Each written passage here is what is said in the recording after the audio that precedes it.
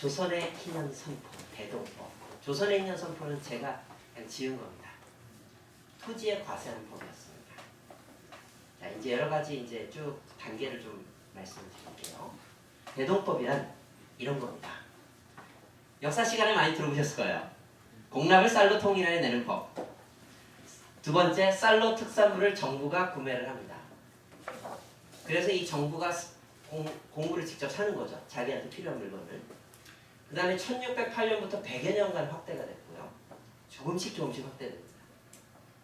그 다음에 또 하나는 이 실학자들이, 조선 후기 실학자들이 많이 주장했던 건데요. 상품 화폐 경제.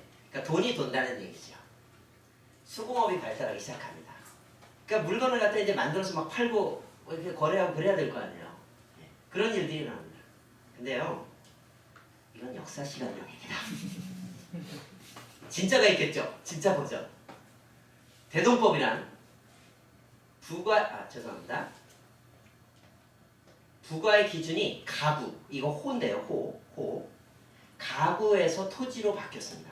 공납의 부과 기준은요, 전체 고을, 또 그 고을 아래에 있는 각각 호별 기준입니다. 근데 이걸 토지 기준으로 바뀌었어요. 누가 싫어했을까요? 이 양반들이 싫어했겠죠. 관료들, 사대부 관료들이 대부분 싫어합니다. 담배세, 주민세 인상이 아니라 자본, 자산소득에 과세를 해야죠. 어딜 그러세요? 두 번째, 토지 겸병. 이 토지 겸병이라는 건 자꾸 땅을 사 모으는 겁니다. 원래 국유였는데 조선 후기로 갈수록 임진, 외란과 호란을 지나면서 토지제도가 점점 무너지기 시작합니다. 그래서 토지 겸병으로 땅을 늘리는 양반들에게는 불리하죠. 그죠? 근데 백성들은 만세입니다. 폐하, 전하 만세. 세금 80% 인하가 됐어요. 20%만 내면 요즘 말로 이 뭐라고 할까 이거? 대박 이렇게 얘기하는 거죠. 대박 사건. 그리고 부패가 청산이네요. 요즘 공공부문 개혁 많이 얘기하는데요. 이것까지 보너스로 일어납니다. 그 다음 이건 뭐예요? 이게 바로 현실 정치형이라는 겁니다. 제가 봤을 때. 역사 시간에 저도 대동법을 분명히 배웠어요. 남는 게 없더라고요. 근데 자세히 살펴보니까 현실 정치하고 아주 밀접한 관계가 있는 겁니다. 또 광해군이 나옵니다.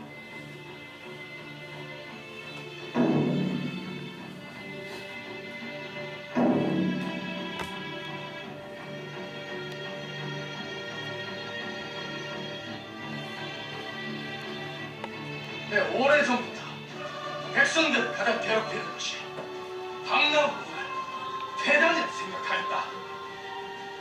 이 퇴단을 이용하여 방납 상인들과 양반 지주들이 결탁하여 앞다투어 백성들 고열을 착취하여 내 위원에게 건의를 받아들여 다음과 같이 교지를 내리노라.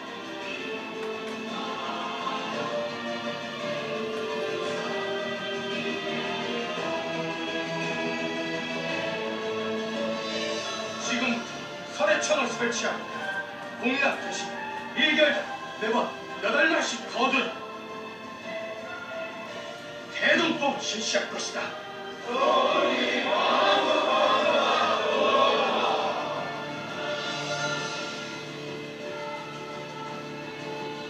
과인은 많이 가진 자가 많이 내고 적게 가진 자가 적게 세금을 내는 정당한 나라를 만들 것이다.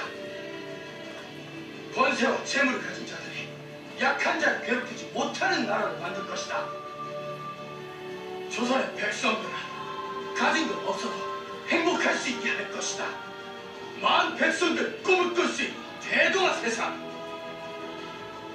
그것이 응답 조선의 왕으로서 해야 할 일이며 나 광해가 그것을 이룰 것이다.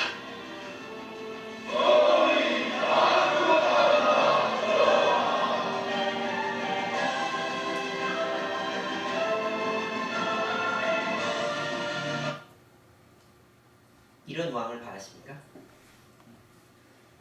예, 여기 조금 그 드라마를 보다 보면 역사적으로 정확하지 않은 좀 사실들이 좀 있습니다. 여기 이제 자꾸 드라마에서는 대동법을 시행했다 이렇게 나와 있는데 아까 이제 그 광해 그 여기 그 발언을 보면 선예청을 설치한다는 말이 있습니다. 정확하게는 경기 선예법을 실시했습니다. 정확하게. 이 선예라는 게 바로 뭐냐면은 그 임금께서 은혜를 베푼다라는 뜻을 가지고 있죠. 그래서 영의정 아까 이제 나온데 이원익 오리대감이라고 하는 건데 이원익의 건의로 1608년 광해군 주기년 이게 중요합니다. 주기년. 여러분 항상 그 개혁은 언제 보통 일어나는 게 좋을까요? 처음에 이 힘을 받을 때 시작하는 밀고 가는 게 좋습니다. 선예청 설치해서 아까는 1결당 16말 1결이 뭐냐라고 이제 의미를 가지는 분이 계실 텐데요. 쉽게 말씀드리면 한 결당 쌀이 300마리 나오는 게 1결이라고 합니다. 옛날에 이 토지 면적은요 절대적인 면적을 얘기를 하는 게 아니라 토지의 그 쌀이나 어떤 콩의 수확량 기준입니다. 그 생산량이 얼마냐. 그러면 예를 들어서 강원도하고 여러분들 충청도랑 비교해요. 전라도랑 비교해보겠습니다. 어디가 쌀이 잘 될까요? 변호사. 당연히 전라도죠. 그럼 거기는 전라도 쪽은 좁은 면적에 해도 쌀이 많이 나오는데 강원도에서는요. 죄송합니다만 어렵죠. 그런 어떤 상대적인 그게 있는 겁니다. 그걸 이제 일결이라고 얘기를 하는데 일결당 이제 아까는 8마리 나왔는데요. 그러니까 봄에 8말, 가을에 8말에서 1년에 16말을 징수한다고 하는 겁니다. 이 한 말은 약 8kg입니다. 쌀로 쳤을 때 8kg. 아까 이 한 결이 300마리라고 말씀드렸죠. 그러면 300말 중에 16마리는요. 대략 몇 프로일까요? 한 4%? 5% 정도 됩니다. 세율로 보면 그렇다는 얘기죠. 자, 이해되시겠습니까? 자, 근데 누가 반발했을까요? 토호. 지주들이 반발을 한 거죠. 그리고 당연히 누가 반발해요? 내 먹고 사는 거 니들이 뺏었지. 병납인들이 반발을 하겠죠. 밖으로 뺏어가는데요. 대안이 뭘까요? 그럼 어떻게 하지? 이제 사람들이 이제 대안을 찾습니다. 양전. 쉽게 말하면 세무조사를 하는 겁니다. 세원을 발굴하자. 새로운 세금을 거둘 수 있는 곳이 없을까? 담배? 술? 도박? 어디 좀 또 세금 거둘 만한 데 없나? 지하경제? 양전이라는 건 밭을 조사하는 거, 논밭을 조사한다는 뜻입니다. 또 호패법 강화. 호패가 뭐죠? 쉽게 말하면 주민등록증이죠. 예. 유랑민들도 꽤 있었던 것 같아요. 옛날엔 추노라고 그래가지고 노비로 이제 다니는 걸 추격하는 사람들도 있었다고 하죠. 주민등록 일제 정리. 대정리 기간입니다. 신고하십시오. 공안 개정론 아까 말씀드렸죠. 야 지출을 좀 줄이자.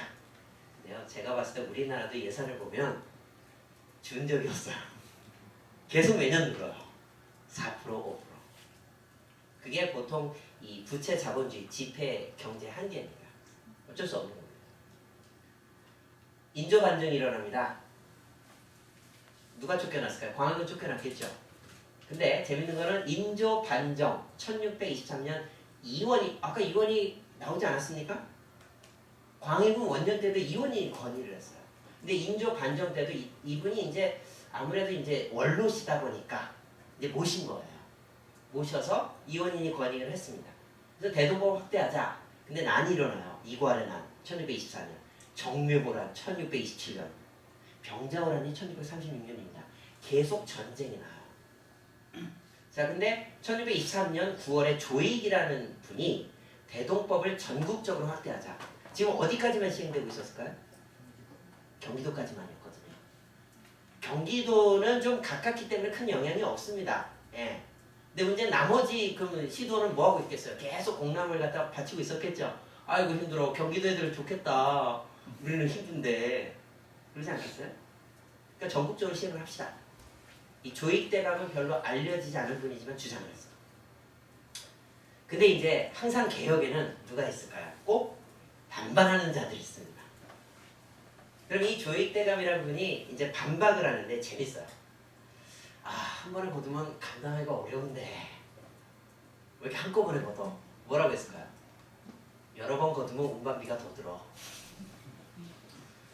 부자들이 땅이 많아서 내기가 힘든데 한 번에 내면 그렇잖아? 노비가 많으니 일손도 많다. 옛날에 양반들은 땅이 많으면 뭐도 많아요? 일손도 많습니다. 노비도 많습니다.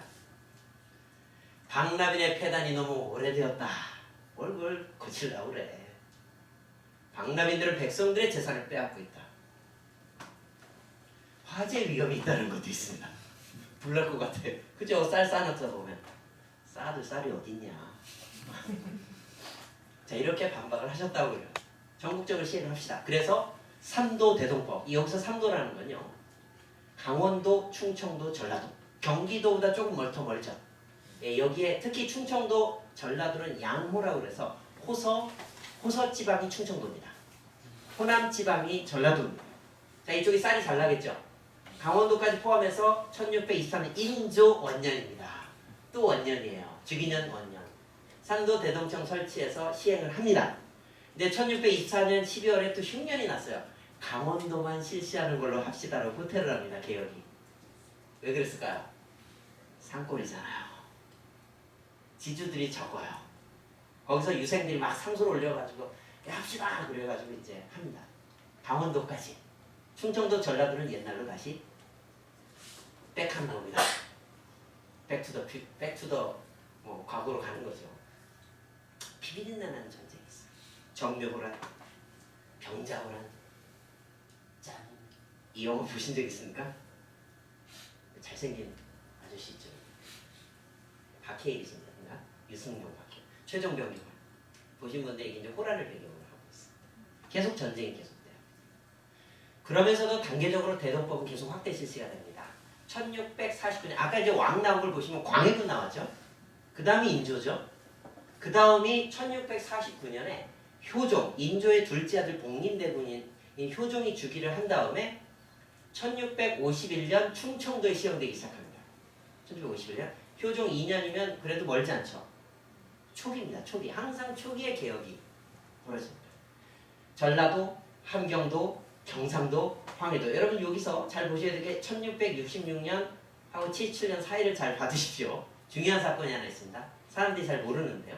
어쨌든 황해도까지 해서 전국적으로 시행되는데 어디 빠진 도가 있죠?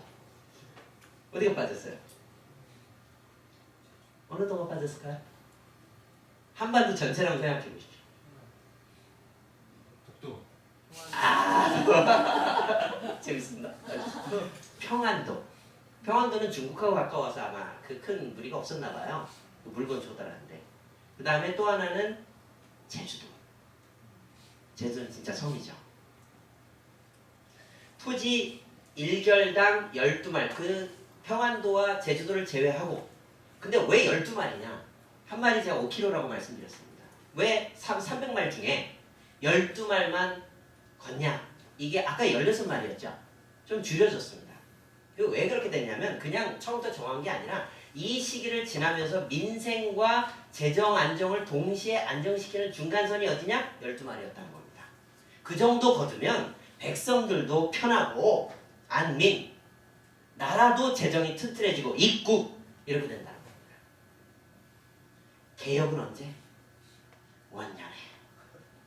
초기에 끝장나요. 다 때가 있어요. 자, 나중에 이제 조선 숙종 때 상평통보, 우리가 역전이라고 들어오셨는데 역전? 우리 역전이라고 하는 게 바로 이 상평통보입니다. 화폐경제가 이제 이 대동법 실시되면서 막 상업이 발달하고 그래요.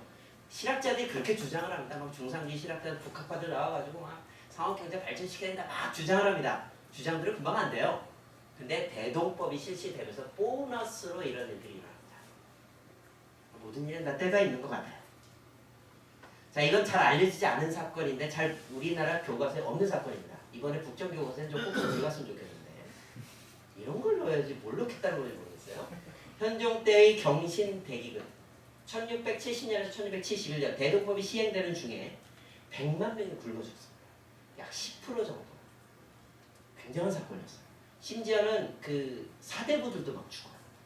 전염병까지 돌아가죠. 여러분 굶는 거는 굶는 걸로 끝나지 않습니다. 그 사람들이 유랑하다가 굶어가지고 전염병에 걸려 쓰러져 죽어요. 그럼 거기에 접촉한 사람은 또 죽습니다. 그때 백성들이 이랬답니다. 대동법이 있으니까 살았지 아니었으면 다 죽었다.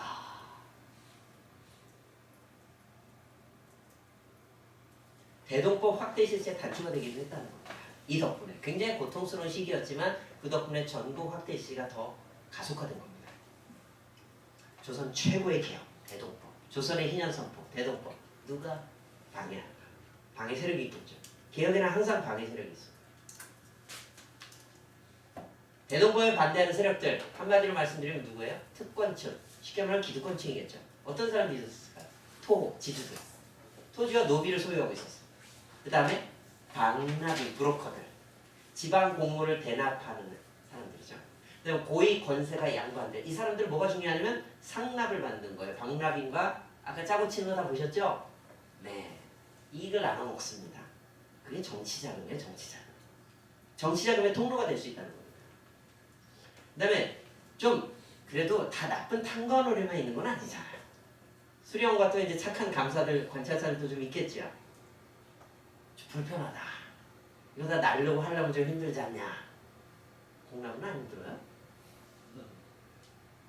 공납의 문제점에 대한 인식이 뭐냐면 이제 백성들의 일반적인 여론이 있어요. 여러분 우리가 이제 국민이다, 백성이다, 여론이다 얘기할 때 여론은 제가 봤을 때 두 가지가 있습니다. 하나는 상류층 쪽의 여론이 있고요. 보통 일반 국민들의 여론이 있습니다.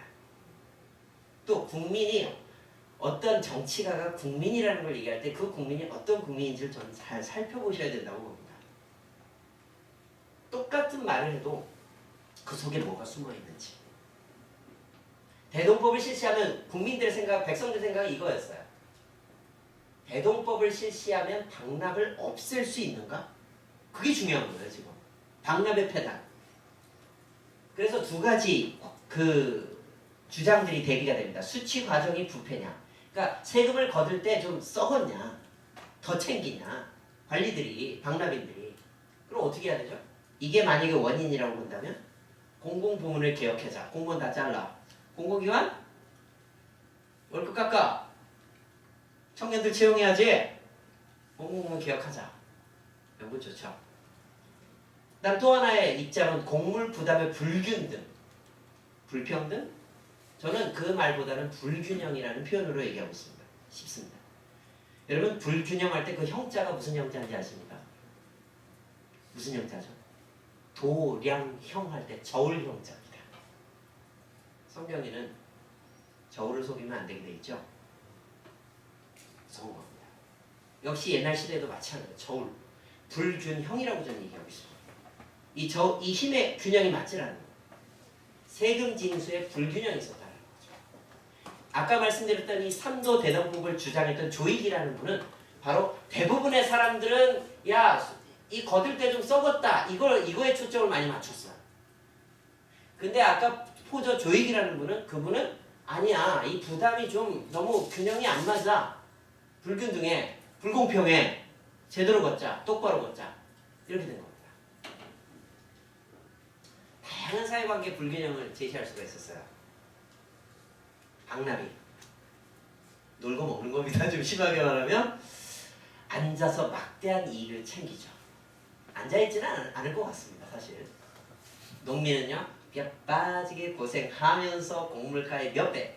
임진왜란 전후에요. 생선 하나를 사려고 하면 쌀을 갖다 10말. 10말이면 몇 킬로입니까? 50kg. 80kg네요. 80kg입니다. 한 가만이죠. 장난 아닙니다. 무슨 생선값이 무슨 몇십만 원이냐? 선물에? 이렇게 되는 겁니다. 토지 노비를 많이 가진 권세가 꼭 이걸 좀 빼줘. 장부에서 사바사바 할 수 있겠죠? 토지 없는 힘 없는 아무것도 모르는 불쌍한 백성들은 자기 부담에 힘 있는 사람 거 부담까지 다. 왜? 낼 거 내야 되니까. 세금 안 내고 살 수는 없잖아요. 또 큰 거울을 하고, 큰 거울에는 판공비. 옛날에 판공비란 말을 쓰지 않았지만 괜찮은 이제 농사가 잘 되는 거울. 그런 곳이 꼭 있죠. 세금 잘 거치는 곳이 있죠. 요즘도 좋아할 겁니다. 판공비 수천석. 공양미 300석도 아니고. 작은 거울. 수령이 처자도 못 먹여 살래요. 이게 불균형 아닙니까요? 지방 근무 관리는 부수입, 인정, 리베이트가 있습니다. 찔러주는 게 있어요. 지방으로 가는 게 좋아. 국회의원 하다가도 시장으로 가는 게 좋아. 도지사로 가는 게 참 좋아. 먹을 게 많죠. 항공비가 얼마나 많겠어요. 서울 근무관리는 월급밖에 없어. 이거 가지고 어떻게 먹고 살아? 리베이트도 없고. 요즘 가끔 공무원들 잡혀가는 사람도 꽤나 있습니다. 잘 보면 부패는 영원히 없어지지 않습니다. 옛날에도 그랬어요. 대동법, 백성들의 평가가 있어요. 대동법이 실시가 됐습니다. 대동미라는 것은 공납 대신 쌀로 바친 쌀을 대동미라고 하는데, 한 번 거두고 나서 또 걷지 마라 진짜. 제발. 척징이라고 합니다. 왜냐하면 아까 경기선예법에서 어떤 일이 벌어지냐면요. 대동미를 걷어갔어요. 근데 걷어가고 또 걷어가는 겁니다. 왜냐하면 옛날에는요. 지방에는 지방세 개념이 없습니다. 지방 재정이 없어요. 어디서 가져와야 돼요? 나라 우리 사또님께서 밥도 잡수셔야 되고 저기 만난 음식도 드셔야 되는데 받쳐야 되겠죠? 그게 공납입니다. 공납에서 챙겨갖고 연말정산후 여러분 관계 없을 수도 있겠지만 세금 보험료 또 내고 더 내면 열받겠죠. 열받을 겁니다. 자, 누가 춤을 추는가? 얼쑤 하면서 지금 춤을 춥니다. 대동법 실시되니까 백성들은 밭에서 춤추고 개들도 아전을 향해 짖지 않았다. 아마 박나빈이셨나? 개가 에레레 하면서 이제 얼굴이죠. 좋아합니다. 대동법 백성들은 이렇게 평가했습니다. 또 하나는 관료 시스템의 탐욕, 공공부문의 부패죠. 요즘으로 얘기하면. 공물부패는요. 하층 관료 조직 유지 비용과 관련이 있어요. 중간에 낀 사람들, 그 사람들이 박나빈인 경우가 많은데 여기서 이제 리베이트, 또 관피아, 요즘으로 얘기하면 그런 문제가 있겠죠. 또 하나는 운영 비용이 지방 행정 비용이 아까 말씀드린 대로 책정이 되어 있지 않기 때문에 지방 세금 시스템이 없어요. 그럼 어디서 걷어와야 되겠죠. 그럼 왕한테 바치고 인삼 10뿌리가 있으면 5뿌리는 바치고 한 2뿌리는 따로 쓰고 3뿌리는 나눠 가지고.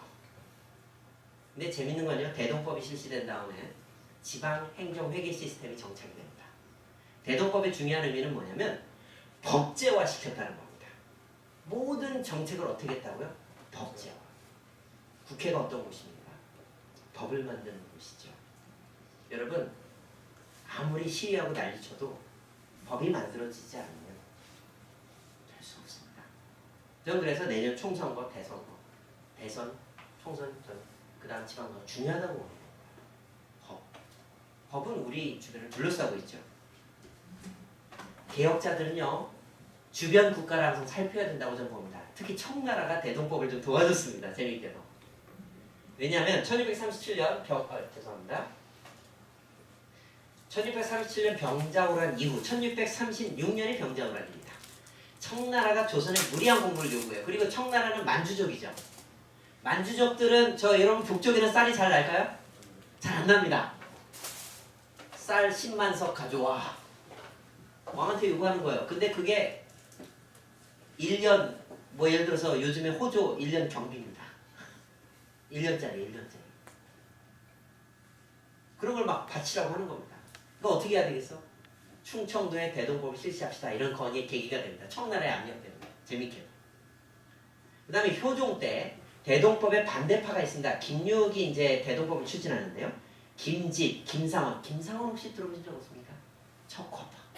절대로 청나라에 항복해서는 안 됩니다. 이런 분들 굉장히 충성스러우시죠? 청나라 보기에 좋았을까요? 청나라 사람들이 보기에 사신들이 와가지고 야 쟤들 치워 내려보내. 사람이 없는 거예요. 청나라에서 사신이 오면 적대할 사람이 없는 거예요. 이 김육대감은요 사실은 명나라 청나라 교체기 G2 시기에 명나라가 망할 때 가장 마지막으로 간 사신입니다. 그래서 중국에 굉장히 익숙해요. 그래서 결국에는 이 사람들이 청나라의 견제를 받으면서 쫓겨나고 김육 대동법을 실제로 실시하게 만들었던 김육대감이 영의정이 됩니다. 대단한 변화죠. 여러분 항상 개혁가들은 주변 나라를 살펴야 됩니다. 혼자 난리친다고 역사 바꾼다, 정치 바꾼다 되는 게 아니에요.